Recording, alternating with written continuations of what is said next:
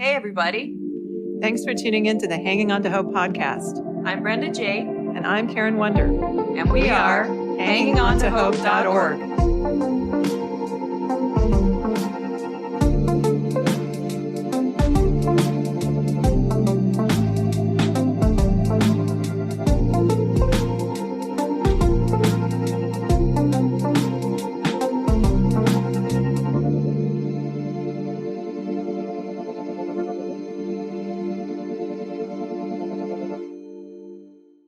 This podcast is intended as educational and is not psychological or medical advice.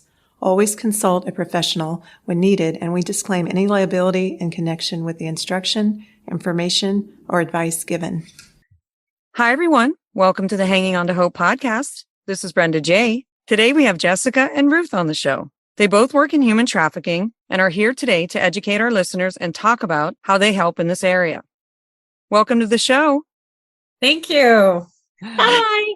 On our podcast with Celesta Tracy, several clinicians, including herself, studied 23 young human trafficking victims in Phoenix for 2 years and learned that most of the young ladies had experienced every form of abuse by the time they were 8 years old. Most of these women were in churches that never addressed abuse. To say they were mad at God is an understatement. Celesta offers training to teach on how to walk alongside these human trafficking victims. So, hi, Jessica. This is Karen. Nice to meet you. Nice to meet you. So would you like to start out by telling a little of your story and how it developed into a passion for helping human trafficking victims?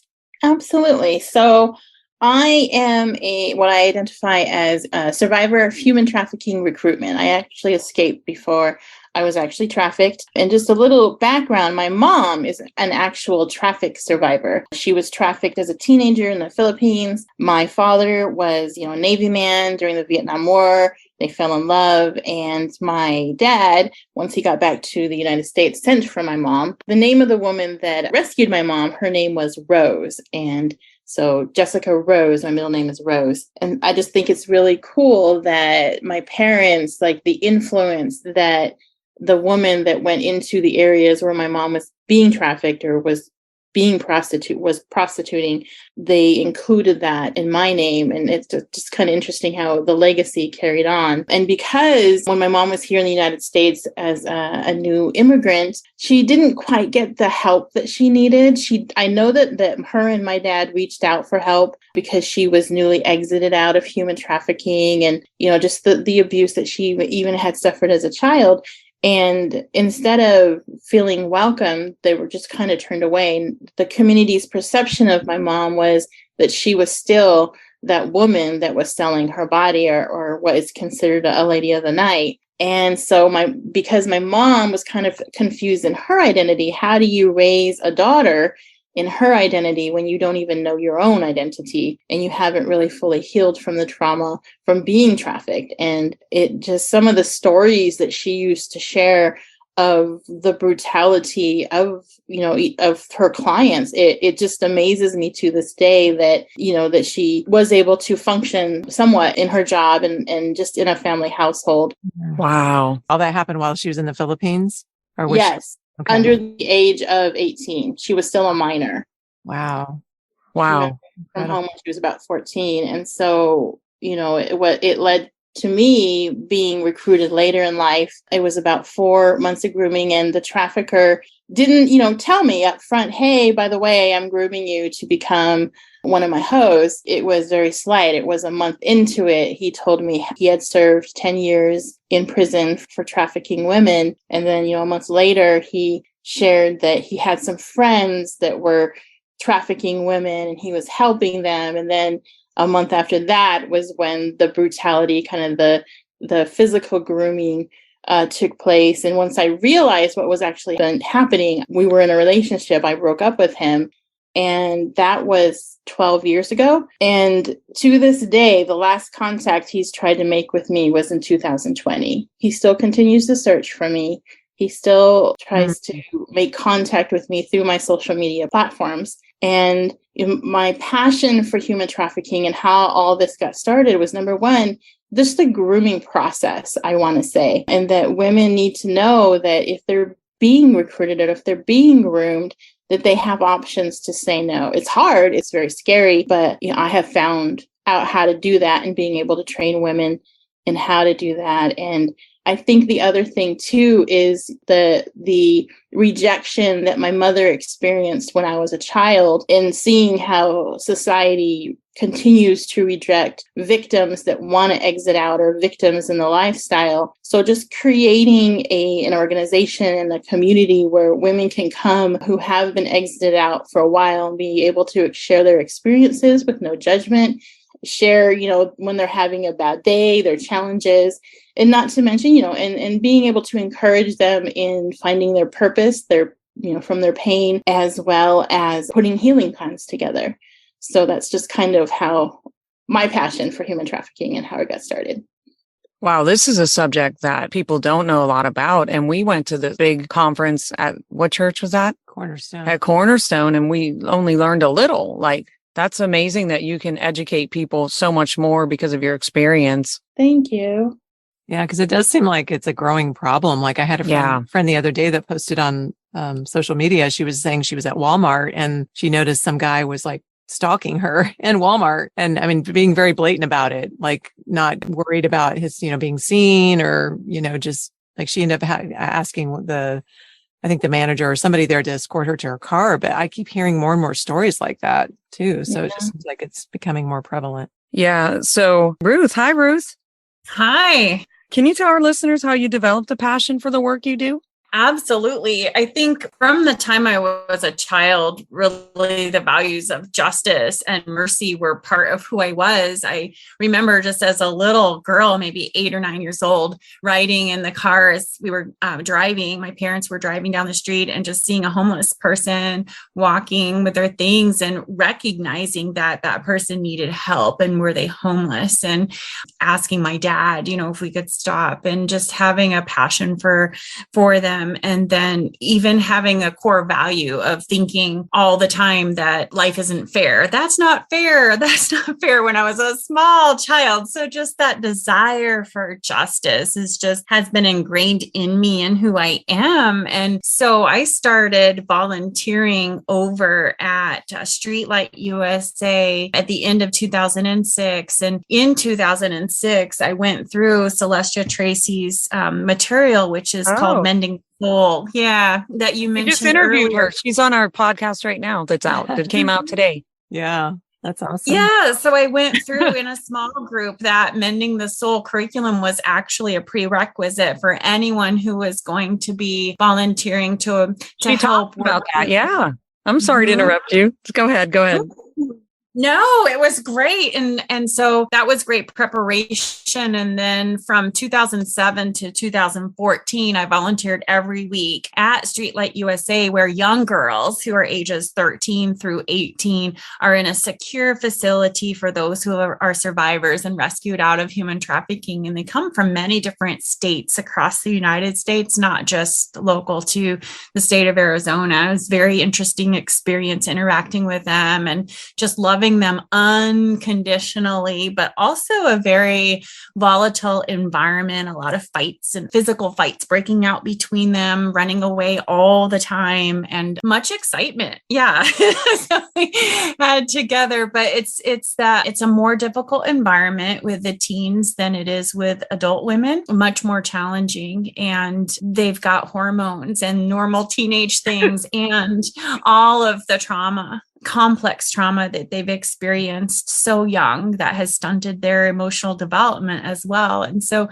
that kind of prepared me for what I do now. So Jessica, can you tell our listeners what human trafficking is and any other information or statistics you believe are important? Yes, absolutely. So the U.S. government defines sex trafficking in which a commercial sex act is induced by forced fraud or coercion, in which the person is induced to perform such act, depending, most of the time they're adults, but they can be a minor. Homeland Security Blue Campaign defines human trafficking as traffickers use force, fraud, or coercion to lure their victims and force them into labor or commercial sexual exploitation. So understanding that human trafficking, there's actually 3 elements of human trafficking. There's labor, there's commercial sexual exploitation, and then you even have organ trafficking. So that's considered part of human trafficking. Yes. And I've had some experiences with that, and that's just scary all in of itself. So traffickers, they look for people who are susceptible for a variety of reasons, including psychological or emotional vulnerability, economic hardship, lack of a social safety net, natural disasters, and political instabilities. The trauma caused by the traffickers can be so great that many may not identify themselves as victims or ask for help, even in a public setting. I found these really cool statistics. These are from the Office of Justice. So these were 2022 statistics, and I focused primarily on domestic human trafficking, so trafficking that happens within the United States for my organization. Some of the statistics were 2020, a total of 2,198 persons were referred to the U.S. Attorney for human trafficking offenses, and that's in 2020, a 62% increase from 2011. The number of persons prosecuted for human trafficking increased in 2011 by 84%. The number of persons convicted of a federal human trafficking offense increased from 2011 to 2019 was 837%. And then statistically, of those that were convicted of a human trafficking offense, 92% were male and 95% were U.S. citizens. So that's just to kind of share with you what's going on in our own country, kind of in our own. Yeah, that's important information. Yeah. Know that if you're looking for something, that the majority are U.S. citizens and male. Yes. But there are some women that do it too, human trafficking. They are. And yes. There's an ongoing joke about, I'm really close with Homeland Security. And I asked them one time, like, who's the better trafficker, or a woman or a man? And they actually told me that the biggest rings are led by women. Yeah, I've heard that, because I've heard that sometimes the women are the ones, because they seem less intimidating. Yeah. I can see how they would use that. So everyone needs to keep their eye open for both. Mm-hmm. Yeah. Okay. Do you want to share, Ruth? Yeah, just a couple of additional things that in Arizona, the average age that at-risk youth are lured into sex trafficking is 13 years old. That's the average age. Mm-hmm. And just in the last 18 months in Phoenix, Arizona alone, 340 children have been recovered from human trafficking. And here's another shocking statistic. Less than 1% of survivors of human trafficking cases are identified. Only less than 1% are even identified. So of all the statistics that we do have, we don't have all the data, because we don't even know half of what's going on. Wow. So they're really good at being sneaky and covering their tracks, it sounds like. Wow. So it's hard to identify some things because of that. Mm-hmm. So, Ruth, what are some ways human trafficking can be prevented? I think it's really important for people to understand the red flags of a victim. If someone is in high school, because a lot, with the age being 13, 14, 15, 16, a lot of these are high school age young girls. And so this is happening before school, after school, while they're in high school, and it's happening online. And most of the predators will stalk and try to identify potential victims online before they make contact in person. So red flags to identify a pimp and understanding what those are for, someone who's pretending to be their boyfriend. And then the red flags for parents or friends to look for in a young lady who suddenly has a new boyfriend, seems like more like a daddy figure. Suddenly they have these new jewelry items or expensive items that are being bought for them. Or if there is sudden change in their behavior, or suddenly they're separated from their family or friends, or no longer hanging out with them, or they've been a very well-behaved child and suddenly they're acting out. That's a red flag. Running away is a big issue, because most of the time it doesn't take more than about a week. If someone in high school runs away, they'll be recruited usually within about a week into human trafficking. That's pretty scary. Yeah, wow, it is scary. Jessica? So just some ways to prevent, and I'm just speaking to the ladies out there and even teens. This was coming from the Office of Health Services. So report a trip, let people know. Like I do these things with my children, letting them know where I'm at, what I'm doing. So report a trip, spread the word of, again, what you're doing. If, as a woman, if you're dating somebody, I know online dating is very popular right now. I know that traffickers were recruiting online, for men. It's kind of the other way. The women will solicit them. And so any online dating, if you suspect anything, I tell women all the time when I'm teaching a self-defense class, trust your spidey senses. If it doesn't feel right, it's not right. And I'm hard on myself sometimes because in that 4.5 months of being groomed, my spidey senses were going off.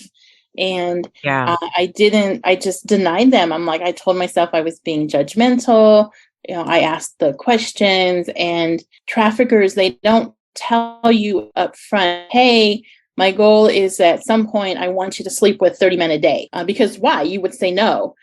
So just watching for the red flags, like Ruth was saying, just think before you go, make sure you go into public places.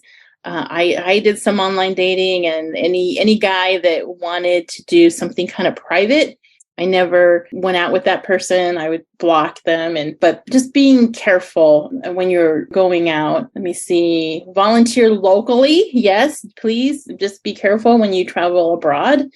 Stay informed. Just to share something with you guys, something I heard from law enforcement is there's a ring in Scottsdale that is like roofing women and men too, with the goal of either robbing them or kidnapping them for trafficking. So that's going on right now. And learn more. I get a lot of my information from the Blue Campaign. If you just go to bluecampaign.org, it's Homeland Security, it's up to date, and just to know what's going on.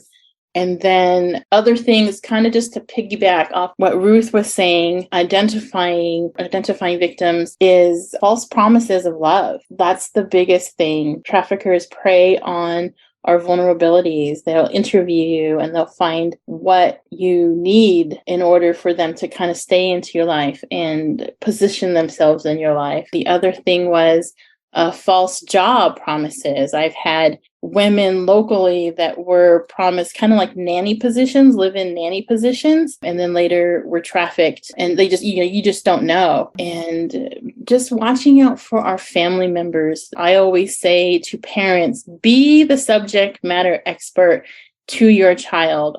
I personally don't want the public school to teach my kids. I mean, I want them to teach them about human trafficking, but at the same time, I want to be able to partner with my children. And if they have any questions, I want them to be able to come to me. If a predator online is grooming a young person, I want my child to be able to say, hey, I accidentally sent nudie pictures to this person, and now they're threatening to hurt my family. I'm like, how do you have that conversation with your kids? And there is training for that. So just different ways to prevent and identify recruitment and grooming.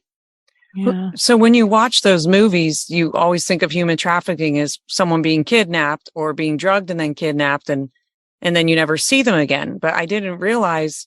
So what you're saying is some of them are still at home, but being trafficked? Being manipulated. Manipulated and yes. Oh, I didn't know that. Statistically, the numbers are 95% are coerced into it. Only 5% are kidnapped or abducted. Yeah. Okay. See, you watched the movie, and even the thing we watched at the video we watched at the human trafficking event, it was like they showed a lady watching a young girl with a van, like ready to kidnap her.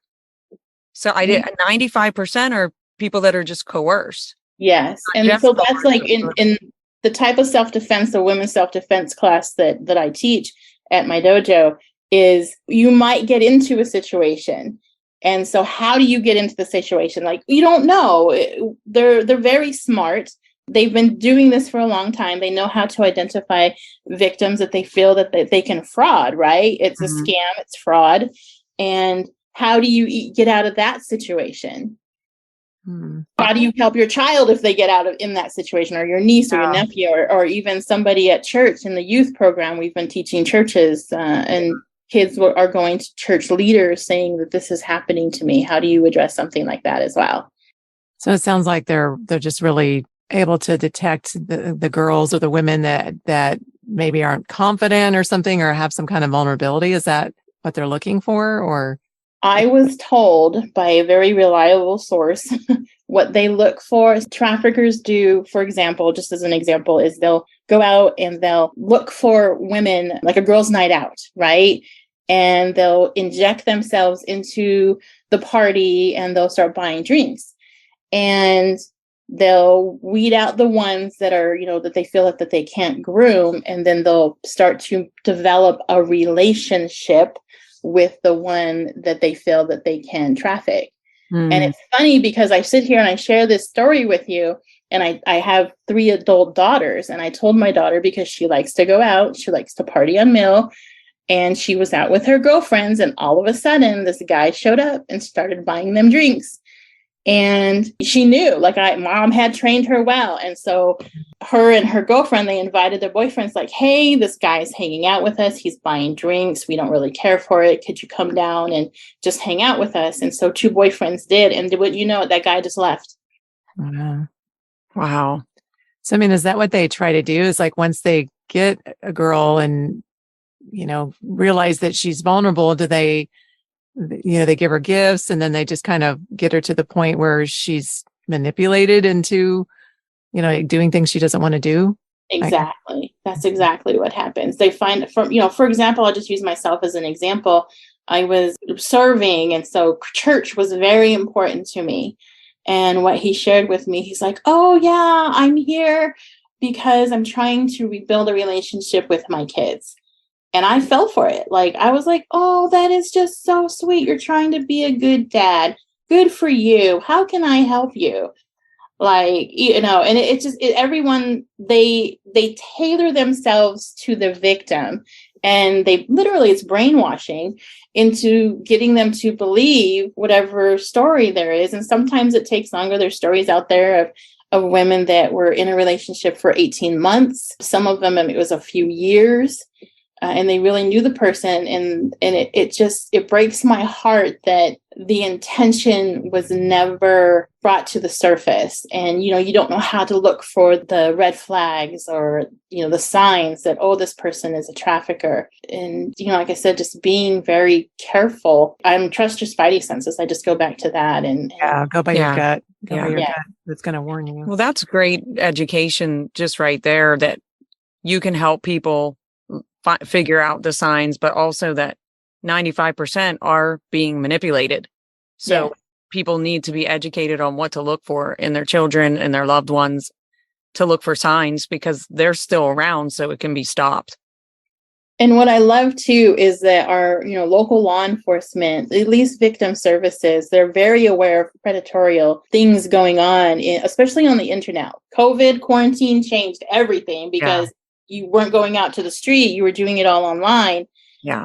And anyone out there, if you suspect something, if your child is not themselves, or there's a person that you might be dating that you're just not quite sure, he wants to do these things, you can reach out to victim services and talk to somebody. One of the things that we do, so Fire Revolution, which is my organization, we go and do an outreach in the strip clubs, and we're doing an anti-trafficking recruitment campaign because the Super Bowl is coming to Phoenix. So we're talking to about 400 women in one night, as well as bouncers and managers, like, hey, traffickers are coming. This is what recruitment looks like. And if you need someone to talk to because you feel like you're being recruited, please call our hotline. Wow. Thank you for doing that. Yes. Yeah. So it's on our website. Did you want to give the number of the hotline? It's 623-396-6617. You can also go to thefirerevolution.com, and the anti-trafficking recruitment campaign is right there with our resources. So, for example, Celebrate Recovery is one of our partners, and you can go to a Celebrate Recovery, and go through their program, and they're trained in your open shares. You can share what's going on and get connected to people. Because the biggest thing when it comes to recruitment is talk about it. Don't be ashamed. Fear for your life, and just understand that traffickers want to steal your life. They want to steal your life and use it for profit for themselves. So to me, you can hear the passion in my voice because it makes me very upset that traffickers want to steal human lives. Yeah. It makes me upset that this is even a problem. Yeah.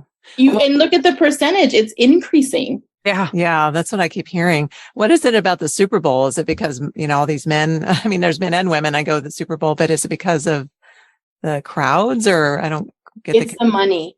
The money that is brought in and the experience. So, guys being guys, and it's not just the Super Bowl, it's known for it. Yeah. Yeah, it's come to be associated with that. Yes, it's just really sad because it's not just the Super Bowl. So trafficking happens all the time. Anytime there is big events where money is being spent, you will find women and children being exploited. It's horrible. Yes. Yeah, one of the statistics I didn't mention earlier, in the United States, human trafficking is a 9.8 billion with a B industry. So that is huge, especially because they make a lot of money when they're selling underage girls, so it's a real problem. Wow. That is a real problem. Yeah, that's just horrible. But the good news is people that are listening, we're not hopeless, we're not helpless. And just to share a really quick story, I just did a recovery yesterday. I'm working with a church district in Arizona and New Mexico, teaching them how to identify victims. These pastors, a couple, they pastor a church. They went into a Denny's just nonchalant, hadn't planned on going to the Denny's. And this girl was at the front door looking for help. And so the lady pastor walked up to her and said, "Can I help you?" She goes, "I think I was kidnapped. Like, where am I? What state am I in?" Oh, wow. Come to find out that she had been kidnapped from Nevada, was brought to Phoenix. They don't know where the person that brought her, he disappeared. So she got away, but we were able to help her and get her home. Wow. Thank you for that. So did they drug her? 17 years old. Wow. Yeah. Is there any other signs you'd want to talk about to recognizing a perpetrator? Either one of you want to share anything on that? One of the things that there's Red Light Rebellion organization, redlightrebellion.org is their website, and they've got these little red flags. And one of the things that they're saying is the perpetrator, he'll be flashing money. So he'll always be talking about, I can make a lot of money, and he'll be vague about his job. He won't be real clear on what he does for work, and he will encourage, them to send sexual photos. So that's a real red flag. If a boyfriend or an online dating boyfriend is wanting to see pictures, racy pictures, that's definitely a red flag. That's good. Just to add to what Jessica was saying about prevention too, I love that she is well trained in self-defense. And so making eye contact when they're out and about, when women are out and about, make eye contact with people that are walking past you. Like you just mentioned someone in Walmart who Karen was stalking your friend, and make eye contact, and projecting that confidence is a real turn off to a perpetrator. It's just someone who, because you're confident, they're going to look for someone who is a victim or who looks like they have already been victimized. And, 95% have already been sexually abused, even as a child. That's why they're more vulnerable. Yes. So they're looking for those vulnerable people. So making eye contact and then having that training like Jessica has in self-defense is really great. Yeah, we all need to take self-defense classes. Okay, so Jessica, what is your role in helping human trafficking victims? So my organization, Fire Revolution, To be continued. Stay tuned for next week's part 2 of Human Trafficking with Jessica and Ruth. You don't want to miss it. Thanks for tuning in to Hanging On to Hope. Check out our website, hangingontohope.org. There are resources on there, and if you would like to donate or volunteer, you can do that through our website. We are a brand new nonprofit, so we appreciate any and all support. And we thank you for listening, and until next time, keep hanging on to hope. We are evidence that there is hope and healing for you, and our passion is to help you find it too.